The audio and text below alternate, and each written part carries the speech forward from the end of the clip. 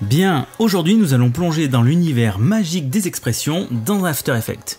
Nous resterons évidemment en surface, le but étant de comprendre d'abord le fonctionnement et de tester quelques expressions de base. Mais d'abord, comprenons ce que sont les expressions.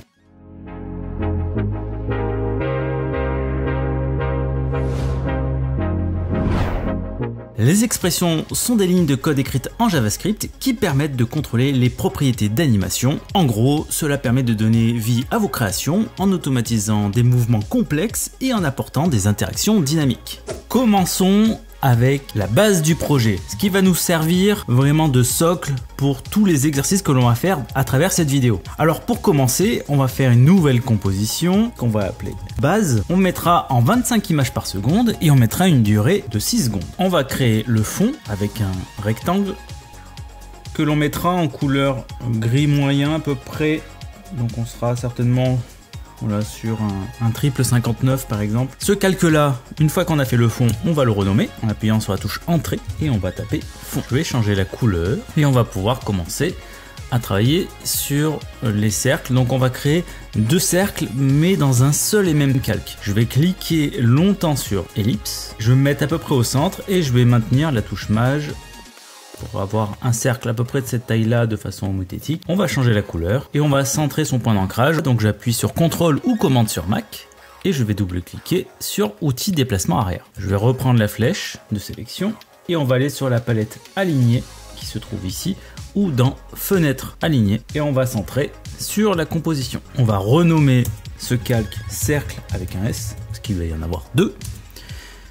Donc là on a un cercle blanc et on va rajouter un petit cercle noir qui fera un petit peu comme si c'était un œil. Donc je suis toujours dans mon calque, d'accord? Je prends l'outil cercle et je vais en rajouter un ici que je vais mettre en couleur noire. Et ce qui est intéressant, c'est qu'on voit qu'effectivement dans le calque cercle, il y a 2 ellipses. La grande ellipse blanche et la petite ellipse noire. Ce qui va nous permettre de les animer en une seule fois. D'ailleurs en parlant d'animation, on va aller sur transformer juste en dessous. On va mettre une image clé sur position et sur la première colonne ici on va les glisser sur le côté. Alors vous mettez pas complètement au bord mais un tout petit peu avant comme ceci. On va se mettre sur 2 secondes et on va cette fois-ci aller de l'autre côté à peu près au même endroit et on va faire lecture,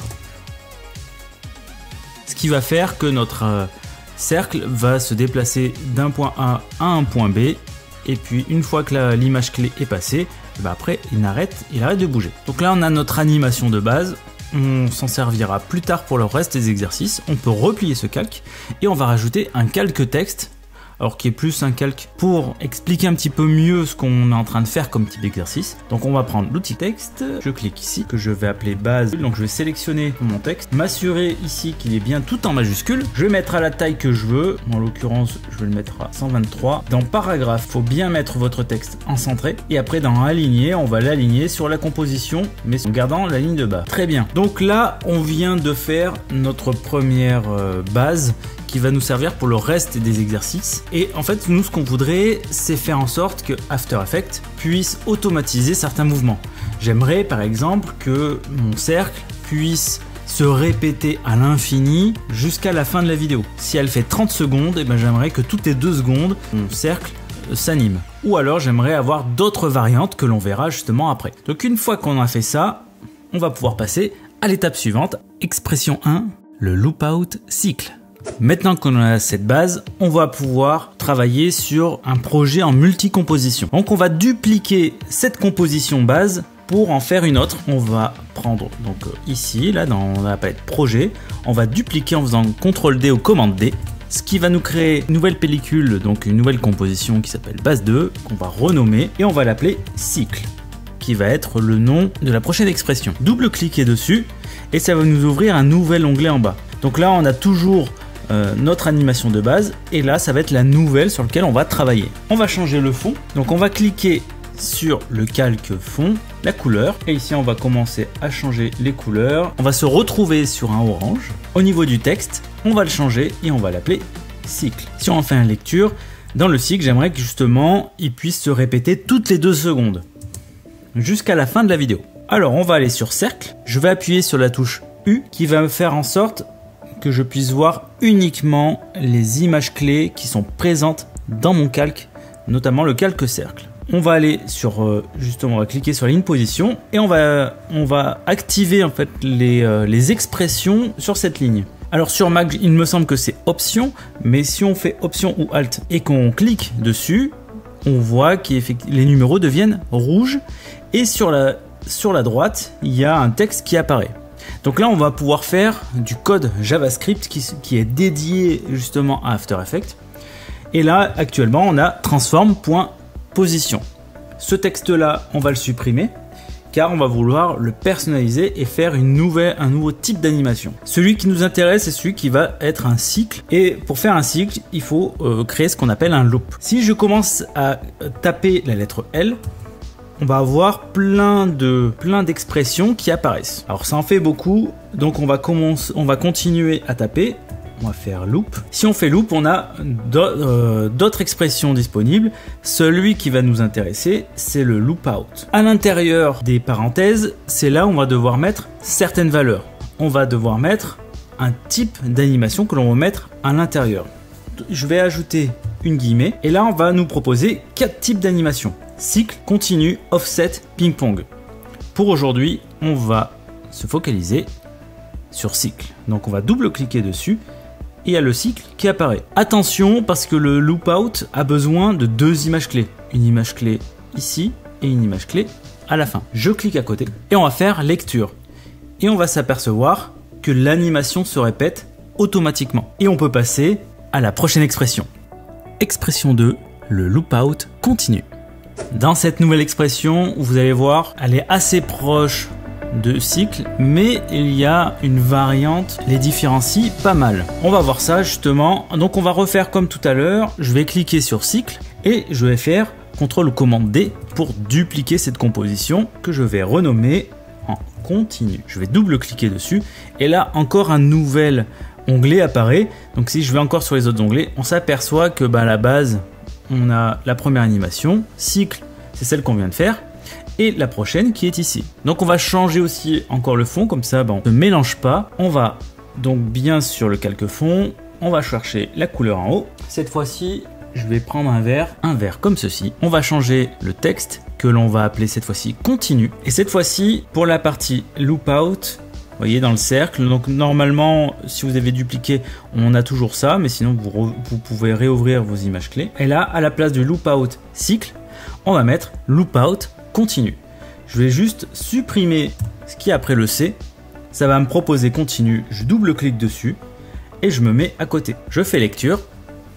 Et là, on va s'apercevoir que le cercle continue à avancer vers l'infini et au-delà. Ce genre d'animation vous permet de faire ceci ou encore ce type d'animation. C'était une étape relativement rapide, mais qui va nous permettre d'aller à la prochaine expression.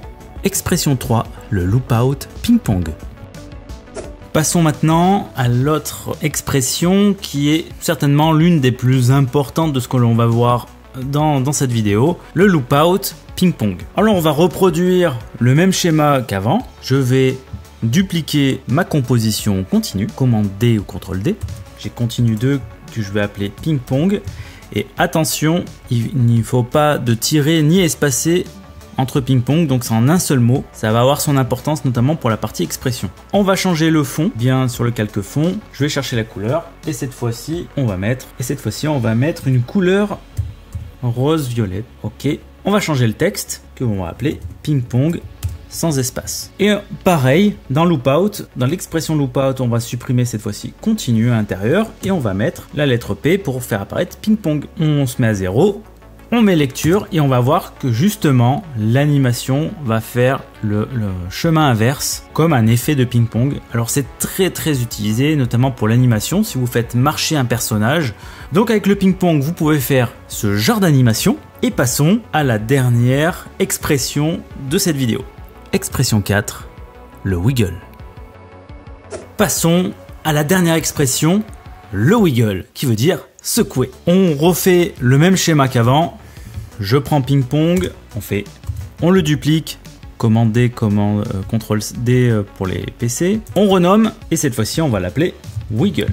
Je double-clique dessus, ce qui nous permet d'avoir un quatrième onglet. Donc on a le wiggle, le ping-pong, le continu, le cycle et la base. C'était surtout pour vous montrer qu'en fait, sur After Effects, vous pouvez avoir plusieurs compositions pour un seul et même projet. Et c'est des fois intéressant quand on a des compositions, des projets qui sont relativement longs. En fait, normalement, on va décomposer de cette façon. Bref, revenons à nos moutons avec le wiggle. On va changer la couleur de fond qui sera bleu. Vous connaissez la chanson, on va changer le texte en wiggle. Et cette fois-ci, on va s'occuper du texte. Notre animation fait 2 secondes. On va se mettre au milieu à 1 seconde. Et on va supprimer les images clés en cliquant tout simplement sur le chronomètre. Voilà comment on fait pour supprimer des images clés complètement d'un calque. Et en fonction de là où vous mettez votre tête de lecture, et ben votre calque, votre forme va se positionner à cet endroit-là. On voit que dans les expressions, elle est toujours active, mais qu'il y a un bug parce qu'il y a un petit panneau qui se trouve en bas. Normal parce qu'il manque les images clés. Je vais double-cliquer sur l'expression, on va la supprimer et cette fois-ci, on va créer wiggle. Si je tape le W, on voit qu'il apparaît. On peut affiner, hein, tout simplement.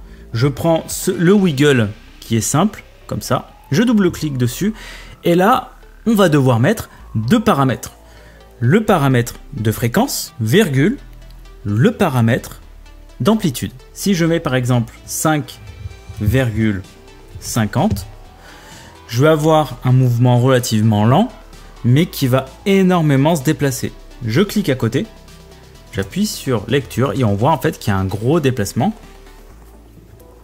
Si j'inverse, que cette fois-ci je mets 50 et 5, ça va être l'inverse. Ça va se déplacer beaucoup plus vite, mais sur une plus petite distance. Oh, il fait froid. Et donc là, si je fais par exemple 50 et que je mets 150 en amplitude, on va avoir un mouvement très rapide et très saccadé. Et si là je le mets à 5 pour 150, on va avoir un gros déplacement qui va être relativement lent. Et on peut le ralentir à 1 par exemple pour avoir un mouvement vraiment très calme.